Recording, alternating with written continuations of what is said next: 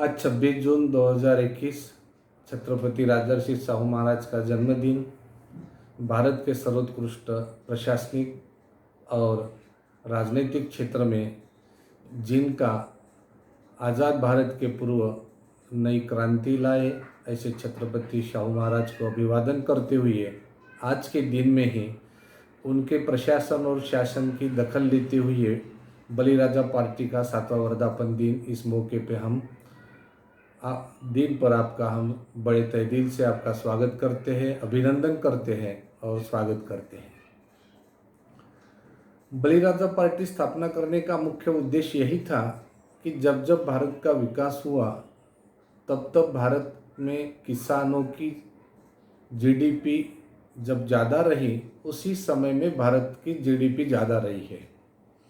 भारत के आज़ादी का आंदोलन जो भी हुआ, उस आंदोलन में सर्वपूर्ण किसानों के आंदोलन के माध्यम से ही भारत के आज़ादी के आंदोलन में तब्दील हुआ है। यह आप और हम सब जानते हैं। और आज भी पिछले 7 माह से भारत के किसान जो अपने ही अंग्रेज़ों के माध्यम से लड़ने के लिए टिकरी के बॉर्डर पर पिछले 7 माह से बैठे हैं, लेकिन जो गोरे अंग्रेज चले गए, लेकिन ये काले अंग्रेज आज भी तहस के नहस नहीं हो रहे। ये भी हमारे लिए ये काला दिन के रूप में काला सरकार ही माना जाएगा कि ये काले अंग्रेजों की सरकार आज भारत पर एक प्रकार का निष्ठुर और हिटलरशाही मुसोलिनी जैसा राज्य कारभार कर रही है और किसानों को तबाह करने पर लगी है। मैं इस मौके पे आप लोगों से ये सवाल करता हूँ कि 2014 के बाद में जब ये सरकार सत्ता में आई थी तो उन्होंने जो वादे किए थे तो उन वादों का क्या हुआ, ये हम भूल गए होंगे। तो हम इस माध्यम से आपको, इन सरकार को, केंद्र की बहरी गूंगी अंधी सरकार को हम 27 सवाल पूछ रहे हैं कि अगर ये सरकार 27 सवालों का जवाब देने में अगर नाकाम होती है तो निश्चित रूप से इन जुमलों की सरकार के ऊपर में हम बलिराजा की सरकार बनाने के लिए एक नया कदम और एक नया पहल करते हैं। हमारे देश में हम आते पार्टी की स्थापना करते समय में मुख्य 2-3 बातों का हमने जिक्र किया है।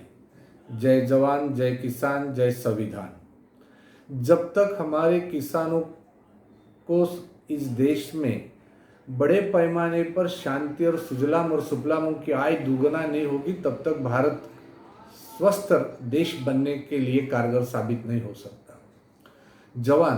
जो जवान है वही किसानों के बेटे हैं। किसान के बेटे आज जवान है, इधर किसान खुदकुशी कर रहा है तो इधर किसान के बेटे जवान के रूप में वहाँ बॉर्डर पर जाके उनकी हत्याएं हो रही है। और हमारी सरकार कहती थी कि एक के बदले हम 10 सिर लाएंगे, किसानों की आय दोगुना करेंगे। और भारत के संविधान के ऊपर में अगर हम देखते हैं तो अगर 70 सालों का बार बार जिक्र करते समय में अगर हम ये देखते हैं कि भारत के संविधान के तहत हमारे मौलिक अधिकारों का अगर सही सरकारों ने निर्वाह किया होता, उनकी अमल बजावनी की होती, तो आज निश्चित रूप से भारत महाविश्व गुरु देश इस विश्व में बना रहता, इसमें कोई दुमात्र नहीं। तो इन 27 सवालों का सही में ये क्या सरकार जवाब दे पाएंगी? तो ये पहला सवाल ये सरकार से पूछते हैं कि हमारा देश जब युवा देश है तो इस सरकार ने 2 करोड़ वर्ष में नौकरी देने वाली थी, तो क्या 2 करोड़ नौकरियां इन्होंने दिया? क्या नेशनल सैंपल सर्वे के माध्यम से या CMS के माध्यम से जो आज रिपोर्टिंग आ रही, तो दिनों दिन हमारे यहाँ की बेरोजगारी का दर बढ़ते गया है। इसका मतलब पहले सवाल पर ये सरकार नाकाम है। अगर हम दूसरा सवाल इन सरकार को पूछते हैं तो काला धन, क्या सरकार ने काला धन स्विस बैंक से लाया है? इन्होंने कहा था कि अगर काला धन हम वापसी लाएंगे तो निश्चित रूप से भारत में 35 रुपये लीटर का पेट्रोल हम लोगों को देंगे, भारत सुजलाम और सुफलाम बनाएंगे। क्या ये हुआ है? सरकार ये कर पाई है? नहीं। हम ये कहते कि अगर काला धन अगर इस देश में आया होता तो निश्चित रूप से शिक्षा और स्वास्थ्य भी मुहैया सरकार को निश्चित रूप से खुले ढंग से हुई रही थी और KG to PG की शिक्षा भारत के हर विद्यार्थी को निःशुल्क मिली रही थी। स्वास्थ्य की जो आज कोरोना के समय में जो समस्या हुई, ये भी समस्या इस समय में नहीं होती। और मौलिक अधिकार के तहत स्वास्थ्य, शिक्षा, रोजगार, ये तो देने की जिम्मेदारी सरकार की है, लेकिन सरकार अपनी जिम्मेदारी से मुकर रही है। और चौथा सवाल है कि सरकार ने कहा था कि हम 100 स्मार्ट सिटी बनाएंगे, कल ही सरकार ने घोषणा की, लेकिन आज 7 साल हो गए। 70 साल की बात छोड़िए, तो 7 साल में भी ये सरकार 100 स्मार्ट सिटी अभी तक बना नहीं पा रही। तो प्रधानमंत्री का बनारस तो क्योटो बना ही नहीं। वहाँ तो आप देखते हैं रास्ते में जब बारिश आती है तो वहाँ रास्ते पे रोड पर माँ गंगा बहती है, और इस साल गंगा नदी में शरीर लोगों के कोरोना के मृत शरीर भी बहना चालू हो गया था। पांचवा सवाल हमारा यह है इन सरकार से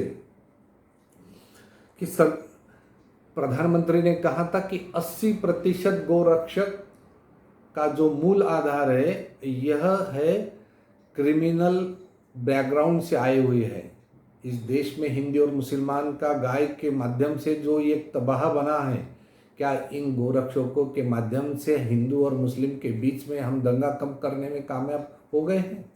तो इन क्रिमिनलों का गोरक्षा के माध्यम से एक सरकार ने नया व्यापार करने का एक माध्यम किया है, और देश में हिंदू और मुसलमान के झगड़ों में के बीच में आपस में लड़ाने का काम किया है कि जिसके माध्यम से लोग सरकार को सवाल न पूछे और हिंदू और मुस्लिम को विषय में उलझते रहे। Make in India, make India अगर आप देखते हैं तो आज भारत में कोरोना के महामारी में विश्व गुरु को विदेशों से ऑक्सीजन से लेके सब कुछ मंगाना पड़ा। ये हमारा मेक इन इंडिया है। क्या ये सरकार की जवाबदेही नहीं है? हम देखते हैं सरकार ने और बोला था विदेश निवेश, हम 5 मिलियन ट्रिलियंस की हमारी इकोनॉमी बनाएंगे। तो क्या विदेश का निवेश हुआ है?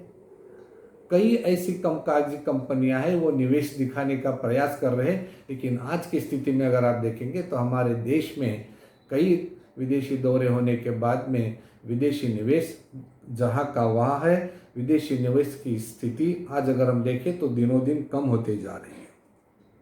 आपने देखा होगा नोटबंदी का असर कैसा हुआ है। नोटबंदी के बाद में यहाँ का व्यापारी, छोटे तबके का व्यापारी, बड़े तबके के व्यापारी को फायदा हुआ।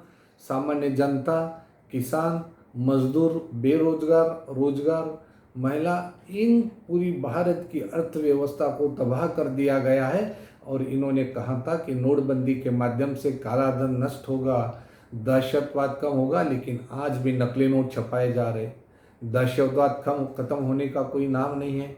तो इस प्रकार की ये सरकार की नाकामी छुपाने के लिए सरकार जुमलों की सरकार बनकर हमारे बीच में आ रही है। अगर आप देखते हैं गोहत्या बंदी सरकार ने कानून पारित किया था, लेकिन आज सबसे ऊपर अगर हम सवाल पूछते हैं तो भारत का बीफ एक्सपोर्ट में सबसे बड़ी ऊपरी स्थिति भारत की है। तो ये कहाँ का न्याय है? ये कौन सी सरकार है कि जिस देश में गोवंश हत्याबंदी कानून पारित किया जाता है और सबसे ज़्यादा बीफ एक्सपोर्ट में भारत का ही नंबर आता है? अजब है सरकार। क्या ये सरकार की जवाबदेही नहीं है? अगर हम देखते हैं अगला सवाल 10वां, तो एक के बदले 10 सिर लाएंगे। तो आपने देखा होगा कि जब जब चुनाव आता है तो इन सैनिकों का भी चुनाव जीतने के लिए जो इस्तेमाल किया जाता है, वो चाहे कारगिल हो, गलवान घाटी हो, हमारे कई शहीद भाई उसमें शहीद हुए हैं। क्या उनको कोई हक नहीं है सरकार को पूछने का, उन बीबी बच्चों को? निश्चित रूप से तो सरकार ने भी इनकी जानकारी देना बहुत ही जरूर है। कभी कभी ये बड़ा सवाल आता है कि सरकार चीन से बड़ी डरती है, क्योंकि इन्होंने कहा था कि हमारे सरहद के बीच में ना कोई सैनिक आया है ना घुसा है। लेकिन अगर आपने सभी मीडिया में देखा होगा तो ये तो स्थिति बहुत अलग थी। तो इतनी देश के साथ में, भूमाता के साथ में इतना झूठ बोलना क्या ये कौन सा न्याय है? ये भी इनके ऊपर में झूठ बोलने के ऊपर इन सरकार कटघरे में होना चाहिए। और माननीय न्यायालयों से हम अपील करते हैं कि इन झूठी सरकारों पर आप सद्विवेक बुद्धि से जानकारी लेकर इनके झूठे कारनामों के ऊपर सरकार ने खुद ही याचिका लेकर इनके ऊपर में मुकदमा चलाना चाहिए। स्वच्छ भारत मिशन के नाम से करोड़ों पैसा खर्चा हुआ, लेकिन भारत अभी तक स्वच्छ नहीं बना। छोटे छोटे बच्चे भूखमारी से कोरोना के समय में रास्ते में तड़प रहे थे। महिला, जवान, सभी लोगों को, आज भी जवानों को सही ढंग से खाना नहीं मिल रहा है। और स्वच्छ भारत के नाम से, अभियान के नाम से सरकार करोड़ों रुपया गंवा रही है। अंधेर नगरी चौपेट राजा इस प्रकार का है। अब हम यह देखते हैं कि सरकार ने कहा था अब की बार मोदी सरकार, बहुत ही पेट्रोल डीजल की मार। अब कहाँ हुआ? जब लॉकडाउन की स्थिति में लोग गाड़ियां से नहीं चल रहे थे, रास्ते सुनसान पड़े हुए थे, ऐसे समय में इन सरकारों ने डीजल, पेट्रोल और गैस और खाने का तेल और सब बाकी सभी पे ऊपर महंगाई बढ़ा दी। और कोई भी इसके ऊपर में बोलते नहीं है। जब बढ़ता है तो यहाँ के पेट्रोलियम मंत्री अलग अलग बयान देते हैं। तो इन जवाब इस प्रकार से जो एक मानसिकता, दूषित मानसिकता से जो सरकार चल रही है, ये भारत को तबाही के ऊपर लेके जा रही है। और निश्चित रूप से हम ये दावे के साथ कहते हैं, अगर ऐसी सरकार ये चलती रही तो भारत बांग्लादेश के और कहीं पायदान पर नीचे जाएगा। जिसको हिंदी में कहावत थी कि क्या रे तू 2 टके का, आज वो बांग्लादेश का टका कहाँ पहुँच गया है और हमारा रुपया कहाँ आ गया है। ये हमें बहुत ही एक सोचने की अहम बात है। हिंदू और मुस्लिम के विषय में भी वही हुआ है। हिंदू और मुस्लिम एक प्रकार का चुनावी वायदा है, और जो भी सत्ताधारी पक्ष है, इनको हिंदू और मुस्लिम के अलावा दूसरे विषय को अगर इनको बोलने के लिए कहा जाएगा तो निश्चित रूप से ये 5 मिनट भी बोलने में नाकाम है। ये यहाँ की स्थिति है। जिन मंत्रियों को जिन विषयों की जानकारी देना चाहिए तो अपने अपने मंत्री अपने अपने विभागों को छोड़कर दूसरे विभागों की जानकारी देते हैं। यानी लोगों को माध्यमों के माध्यम से गुमराह करने का काम इन सरकार ने किया है। और इससे अभी हमारे सभी साथियों ने और भारत के किसानों ने सजग होने की सख्त जरूरत है। यहाँ सरकार ने कहा था ट्रिपल तलाक का मुद्दे के ऊपर में हमारे हिंदू भाइयों को बड़ी खुशी हुई। लेकिन जहाँ डाउरी का विषय आता है, जहाँ दहेज प्रथा का विषय आता है, जहाँ भारत के बेटियों की सुरक्षा का विषय आता है, यहाँ मात्र ये सरकार गूंगी और बहरी बनी हुई है। लेकिन ट्रिपल तलाक की जब बात आती है तो व्हाट्सएप यूनिवर्सिटी से लेके सभी जुमले वाले अंधभक्त इन विषयों के ऊपर में अपनी अनगढ़ंत मनगढ़ंत कहानियाँ बढ़ाते हैं। लेकिन अपने घर में दिए के तरह अंधेरा इसके तरफ में, लेकिन ये दहेज के बारे में कोई बोलेंगे नहीं, बेटी बचाओ के बारे में कुछ बोलेंगे नहीं। इसलिए भारत के हर शिक्षित वर्ग के, चाहे वो किसान हो, महिला हो, बेरोजगार हो, युवा हो, इन्होंने अभी सरकार से सवाल पूछना चाहिए। अगर ये सवाल के जवाब नहीं देते हैं तो निश्चित रूप से ये मानना चाहिए कि अब ऐसी सरकार बदलना जरूरी है। अगर निकम्मी सरकार हम बदलना हमारा मौलिक अधिकार है, हमारा वो संवैधानिक अधिकार है। इसलिए और सरकार के खिलाफ में बोलना ये कोई गैर कानूनी है। सरकार की नाकामी गिनाना ये तो भारत के हर नागरिक का मौलिक अधिकार है, स्वतंत्रता का अधिकार है। कोरोना की असफलता, पिछले 2020 में जो कोरोना लगाया गया था वो चलते आ रहा है। विश्व की सभी कोरोना की स्थिति में क्या स्थिति थी और हमारी देश की कोरोना की स्थिति क्या थी, आप सब जानते हैं। जिनके माता पिता गुजर गए, जिनके बच्चे गुजर गए, जिनको ऑक्सीजन मिला नहीं, जिनको हॉस्पिटल मिला नहीं, जो इंजेक्शन कोरोना के नहीं थे उनको ब्लैक में बेचा गया है। कई ऐसे इंजेक्शन नकली इस देश में बनाकर बेचा गया है और इसी में सत्ताधारी पक्ष पार्टी के बहुत बड़े लोग इसमें शामिल थे। ऑक्सीजन नहीं मिल रहा था। ये हमारे देश की स्थिति थी। माननीय सर्वोच्च न्यायालय ने टास्क फोर्स का गठन करने के बाद में उन्होंने ऑर्डर दिया कि इस देश में ऑक्सीजन की स्थिति की आपूर्ति आपको करना है।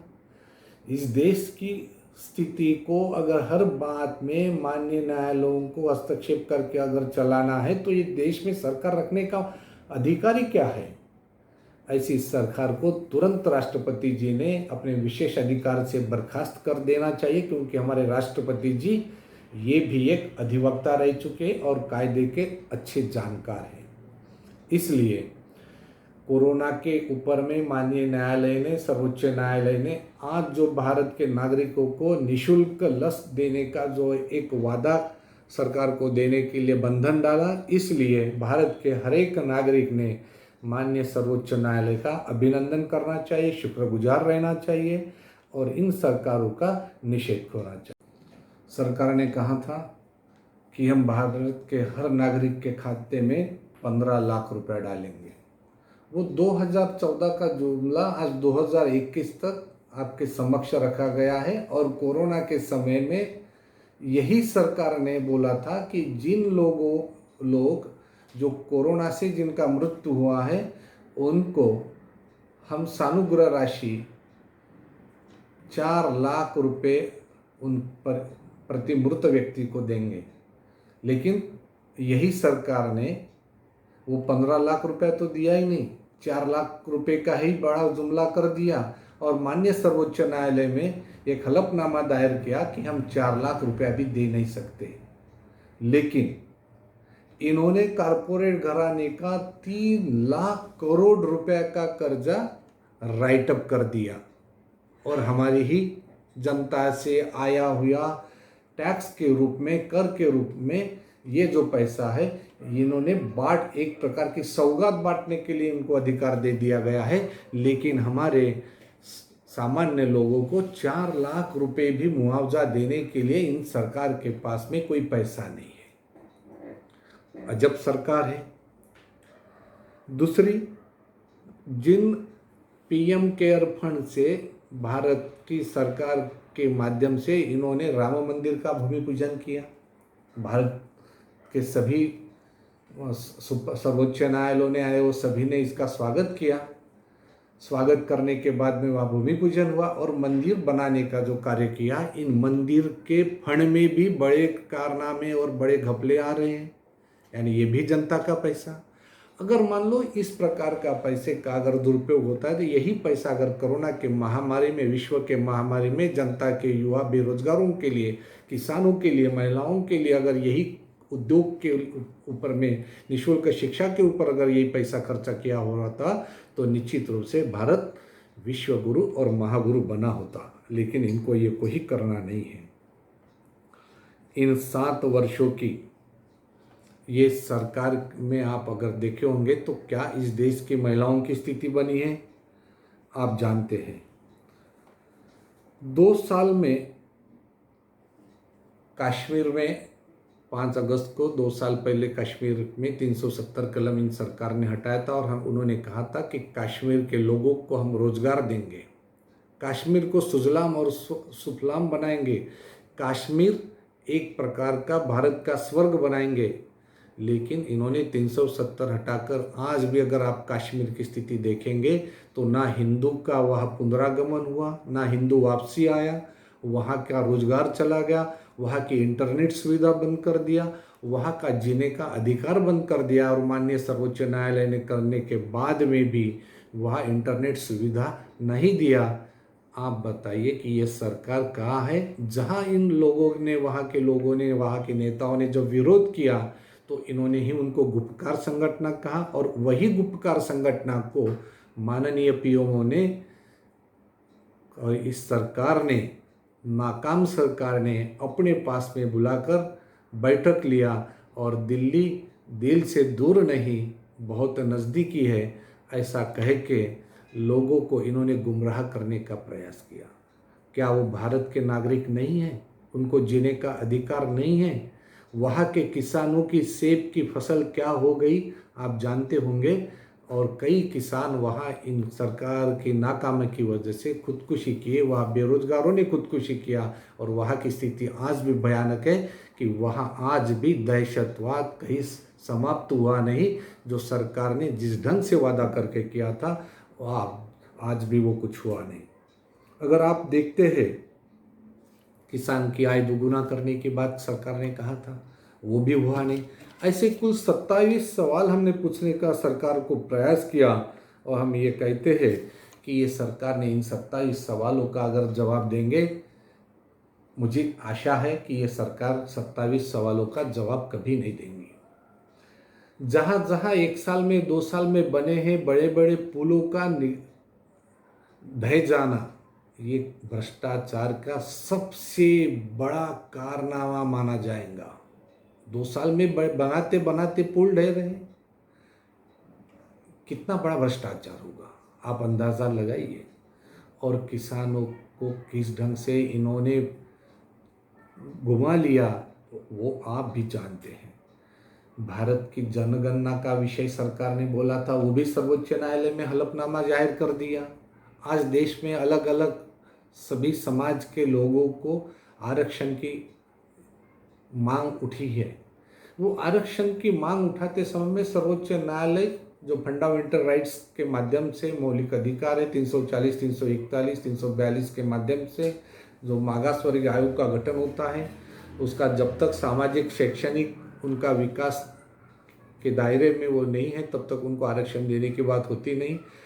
तो हमारी ये सरकार से मांग थी कि अगर सरकार ने 1931 के बाद में अगर देश में अगर ये जनगणना करते हैं तो सही अंक सही आंकड़े सरकार के सामने आएंगे, और कौन कितना मांगा पिछड़ा है, कौन कितना अगड़ा है, कौन सा समाज कितना है, ये सब दूध का दूध और पानी का पानी होगा। लेकिन ये सरकार करने वाली है ही नहीं। इस देश में जो सबसे ज़्यादा ऑक्सीजन निर्माण करता जो किसान है, हम ये मांग करते हैं कि किसान को कार्बन क्रेडिट बोनस देना चाहिए। और जनगणना जितनी आवश्यक है, अगर देश में आरक्षण का विषय को सर्वसमाविक रूप से अगर सुलझाने का अगर प्रयास करना है तो देश की एक जातिगत जनगणना होना बहुत ही अनिवार्य है। और जातिगत जनगणना अगर हम करते हैं तो निश्चित रूप से इस देश में जात धर्म पंथ में जो आपस में अब लोग लड़ रहे हैं आरक्षण के माध्यम से, ये विषय हम निश्चित रूप से उसको समाप्त करने में कामयाब होंगे। हम इस माध्यम से आस्था वर्धापन दिन के माध्यम से हम इस भारतीय जनता को, किसान को, युवा को, बेरोजगारों को, जवानों को, महिलाओं को ये अवगत कराते हैं कि इस सरकार ने जो जो वादे किए थे, अगर वो वादे करने में ये सरकार असफल हुई है तो अगर भविष्य में हमारी सरकार अगर बनती है तो इन सरकार जो वादे पूरे नहीं कर सकी, निश्चित रूप से वो आधे वादे हम पूरा करने का आपको विश्वास दिलाते हैं, यकीन दिलाते हैं। और निश्चित रूप से भारत का चाहे किसान हो उसको भी निश्चित रूप से हम पेंशन, बलिराजा पेंशन योजना के नाम से एक पेंशन योजना देंगे, कार्बन क्रेडिट बोनस देंगे, बेरोजगारों को उनका मानधन देंगे। और जो पुरानी पेंशन योजना का जो विषय है, जो पुराना पेंशन योजना जो 60 साल 58 साल के सेवारत कर्मचारी है उनको नई पेंशन योजना बनी है 2005 की, लेकिन विधायक सांसदों को जो पुरानी पेंशन योजना है वो भी हम इसके ऊपर में निश्चित रूप से इन लोगों के लिए भी एक विशेष मानधन योजना चालू करेंगे सांसद और विधायकों को। और जो 60 साल इस देश में सेवा देते हैं सरकार को, इन ऐसे सेवारत कर्मचारियों के लिए पुरानी पेंशन योजना देने का हम निश्चित रूप से हम वादा करेंगे। और इस देश को शांति से, सुजलाम से, समता और बंधुता और न्याय से, जिस बलिराजा के राज्य में भारत में सुजलाम और सुफलाम था, जो अल्बेरो ने भारत का जो वर्णन अपने डायरी में लिखा था, जो मधुबनी जिले में जो बलिराजा का राजगढ़ है वो आज भी बलिराजा के अंश की जानकारी देता है, जो बलिराजा से छत्रपति शिवाजी राजा का बार बार नाम लिया जाता है, निश्चित रूप से हम आपसे वादा करते हैं कि इन भारत को फिर से, भारत को सोने की चिड़िया बनाने का हम आपसे मुकाबिल करेंगे। हम आपके सहयोग की मांग करते हैं और निश्चित रूप से आप बलिराजा पार्टी के साथ में जुड़िए और भारत को धार्मिक, वंशवाद, भेद मुक्त और तनाव मुक्त भारत बनाने के इस महाअभियान के आप शामिल हुए। जय भारत, जय संविधान, जय बलिराजा।